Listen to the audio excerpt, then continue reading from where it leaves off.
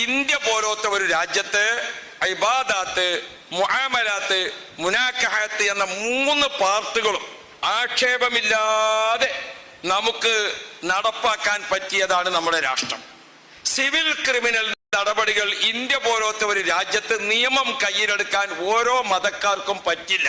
അതുകൊണ്ട് ഇവിടത്തെ കോടതിയുണ്ട്, ഇവിടത്തെ നിയമവ്യവസ്ഥിതിയുണ്ട്, ഇവിടത്തെ ജുഡീഷ്യറി ഉണ്ട്.